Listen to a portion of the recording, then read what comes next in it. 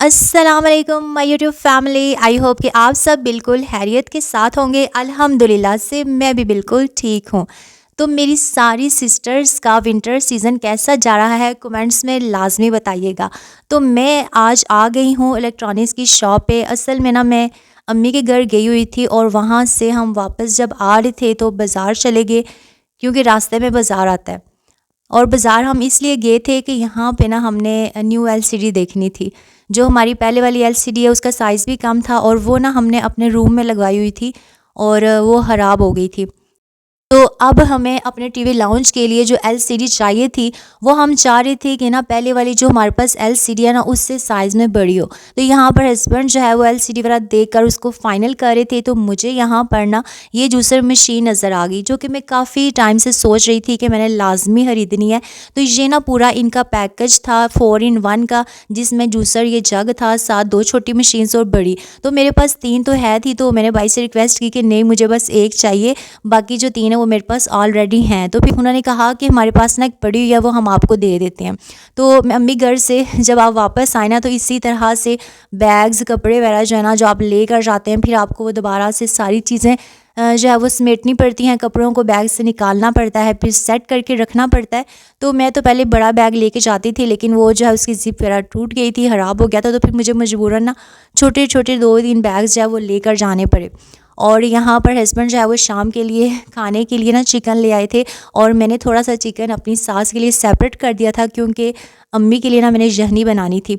तो बस यहाँ पर ना मैं बना रही थी चिकन, सिर्फ चिकन नहीं, चिकन शलजम बना रही थी, यानी शलजम गोश्त बना रही थी। अच्छा, चिकन जो है ना मुझे खाने में वैसे इतना अच्छा नहीं लगता, यानी कि होता है ना कि इंसान बहुत शौक़ से खाए, मतलब मैं खा लेती हूँ, लेकिन जब चिकन में कोई ना कोई सब्ज़ी पड़ी हो, जैसे कि सिवाय आलू गोश्त के गोभी गोश्त हो जाए, शलजम गोश्त हो जाए, तो फिर ना मुझे ज़्यादा मज़ा आता है, क्योंकि मुझे सब्ज़ियाँ जो है ना वो गोश्त से ज़्यादा अच्छी लगती हैं।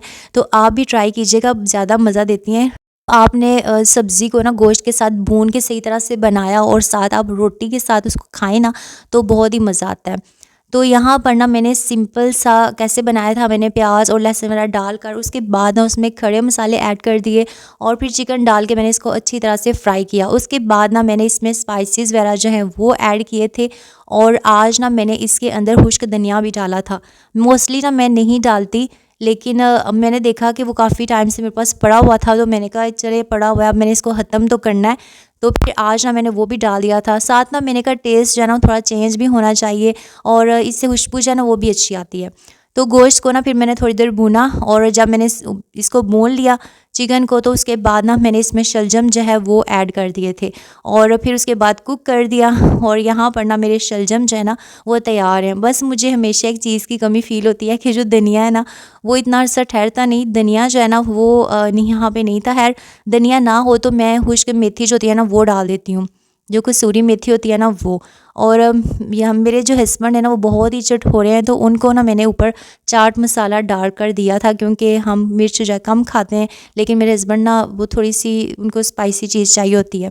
लेकिन बच्चों की वजह से ना, और मैं खुद भी कम खाती हूँ, तो इस वजह से मैं कम डालती हूँ, और हस्बैंड का जो टेस्ट है ना वो इन्हेंस करने के लिए फिर मैं चाट मसाला डाल देती हूँ। तो यहाँ पर ना मैं अपनी सास के लिए जो है वो यखनी बना रही थी।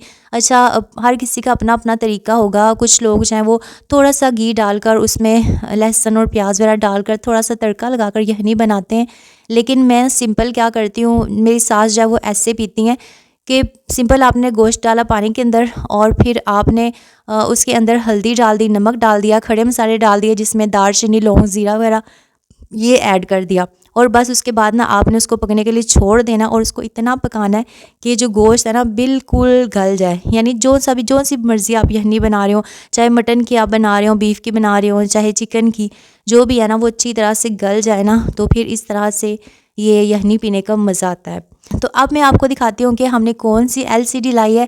ये वाली एलसीडी जो है हम लेकर आए हैं, और मेरे बच्चे ना माशाल्लाह से बहुत एक्साइटेड थे।